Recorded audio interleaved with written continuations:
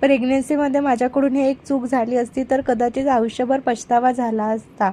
प्रेग्नन्सीमध्ये पोटावर येणारे stretch mark हा अनेक आईसाठी मोठा प्रश्न असतो. त्यामुळे आवडती साडी किंवा वेस्टर्न ड्रेस अनेकदा आपल्याला कॉन्फिडन्स कमी होतो.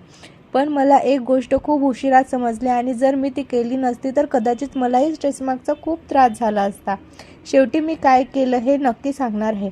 सगळ्यात आधी प्रेग्नन्सी दरम्यान मी रोज रात्री झोपण्यापूर्वी पोटाला हलक्या हाताने खोबऱ्याच्या तेलाने मसाज करायचे. त्यामुळे त्वचा मॉइश्चरायझर राहायचे आणि त्यामुळे होणारी खाज कमी होण्यास मदत होते आणि त्वचा मऊ राहत होती.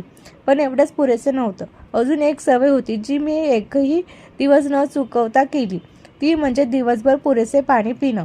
शरीर आणि त्वचा हायड्रेट राहण्यासाठी पाणी खूप महत्त्वाचं आहे.